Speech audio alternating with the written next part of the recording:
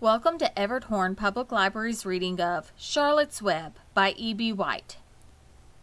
Chapter 9. A spider's web is stronger than it looks. Although it's made of thin, delicate strands, the web is not easily broken. However, a web gets torn every day by the insects that kick around in it, and a spider must rebuild it when it gets full of holes. Charlotte liked to do her weaving during the late afternoon, and Fern liked to sit nearby and watch. One afternoon she heard a most interesting conversation and witnessed a strange event. "You have awfully hairy legs, Charlotte," said Wilbur as the spider busily worked at her task. "My legs are hairy for a good reason," replied Charlotte. "Furthermore, each leg of mine has 7 sections: the coxa, the trochanter, the femur, the patella, the tibia, the metatarsus, and the tarsus." Wilbur sat bolt upright. "You're kidding," he said. "No, I'm not either. Say those names again. I didn't catch them the first time." Coxa, trochanter, femur, patella, tibia, metatarsus, and tarsus. "Goodness," said Wilbur, looking down at his own chubby legs. "I don't think my legs have 7 sections." "Well," said Charlotte, "you and I lead different lives. You don't have to spin a web. That takes real leg work." "I could spin a web if I tried," said Wilbur, boasting. "I've just never tried." "Let's see you do it," said Charlotte. Fern chuckled softly, and her eyes grew wide with love for the pig. "Okay," replied Wilbur. "You coach me and I'll spin one. It must be a lot of fun to spin a web. How do I start?" "Take a deep breath," said Charlotte, smiling. Wilbur breathed deeply. "Now climb to the highest place you can get, like this." Charlotte raced up to the top of the doorway. Wilbur scrambled to the top of the manure pile. "Very good," said Charlotte. "Now make an attachment with your spinnerets. Hurl yourself into space and let out a drag line as you go down." Wilbur hesitated a moment, then jumped out into the air. He glanced hastily behind to see if a piece of rope was following him to check his fall, but nothing seemed to be happening in his rear, and the next thing he knew, he landed with a thump. "Hoof!" he grunted. Charlotte laughed so hard her web began to sway. "What did I do wrong?" asked the pig when he recovered from his bump. "Nothing," said Charlotte. "It was a nice try." "I think I'll try again," said Wilbur cheerfully. "I believe what I need is a little piece of string to hold me." The pig walked out to his yard. "You there, Templeton?" he called. The rat poked his head out from underneath the trough. "Got a little piece of string I could borrow?" asked Wilbur. "I need it to spin a web." "Yes, indeed," replied Templeton, who saved string. "No trouble at all. Anything to oblige." He crept down into his hole, pushed the goose egg out of the way, and returned with an old piece of dirty white string. Wilbur examined it. "That's just the thing," he said. "Tie one end to my tail, will you, Templeton?" Wilbur crouched low, with his thin, curly tail toward the rat. Templeton seized the string, passed it around the end of the pig's tail, and tied 2 half hitches. Charlotte watched in delight. Like Fern, she was truly fond of Wilbur, whose smelly pen and stale food attracted the flies that she needed, and she was proud to see that he was not a quitter and was willing to try again to spin a web. While the rat and the spider and the little girl watched, Wilbur climbed again to the top of the manure pile, full of energy and hope. "Everybody watch!" he cried, and summoning all his strength, he threw himself into the air, head first. The string trailed behind him, but as he neglected to fasten the other end to anything, it didn't really do any good, and Wilbur landed with a thud, crushed and hurt. Tears came to his eyes. Templeton grinned. Charlotte just sat quietly. After a bit she spoke. You can't spin a web, Wilbur, and I advise you to put the idea out of your mind. You lack two things needed for spinning a web." "What are they?" asked Wilbur sadly. "You lack a set of spinnerets and lack know-how. But cheer up, you don't need a web. Zuckerman supplies you with 3 big meals a day. Why should you worry about trapping food?" Wilbur sighed. "You're ever so much cleverer and brighter than I am, Charlotte. I guess I was just trying to show off. Serves me right." Templeton untied his string and took it back to his home. Charlotte returned to her weaving. "You needn't feel too badly, Wilbur," she said. "Not many creatures can spin webs. Even men aren't as good at it as spiders, although they think they're pretty good, and they'll try anything. Did you ever hear of the Queensboro Bridge?" Wilbur shook his head. "Is it a web?" "Sort of," replied Charlotte. "But do you know how long it took the men to build it? 8 whole years. My goodness, I would have starved to death waiting that long. I can make a web in a single evening."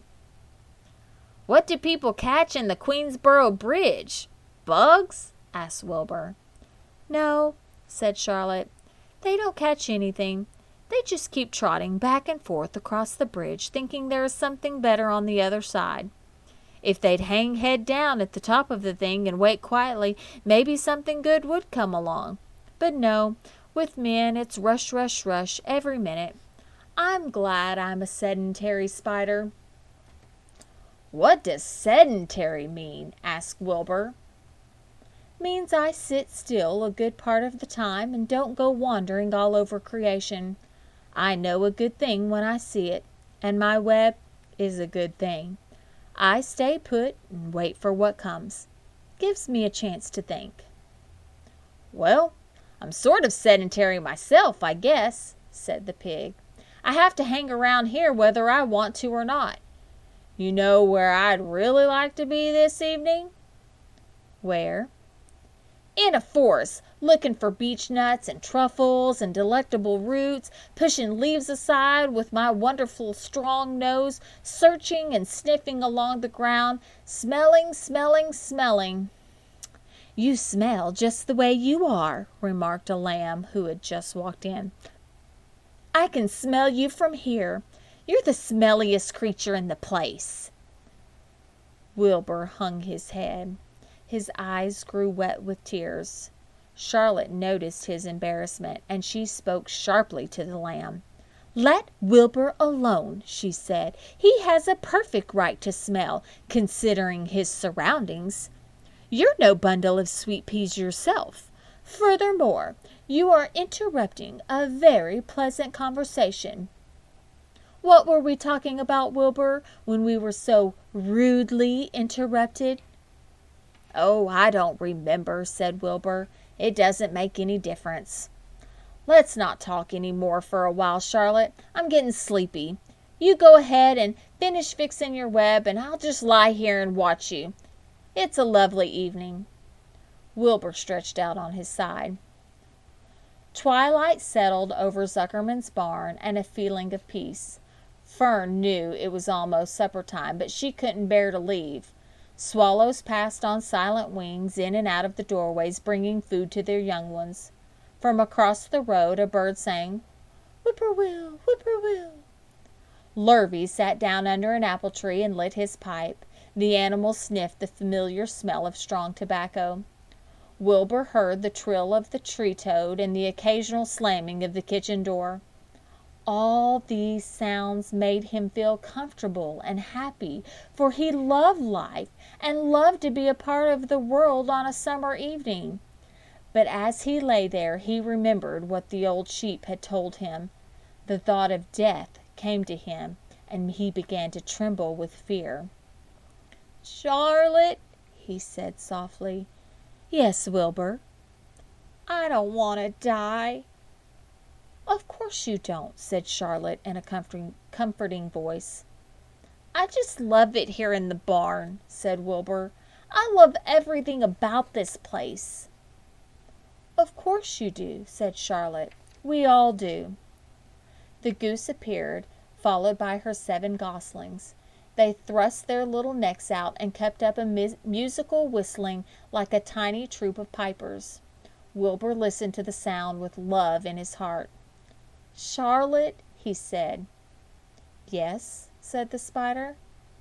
"Were you serious when you promised you would keep them from killing me?" "I was never more serious in my life. I'm not going to let you die, Wilbur."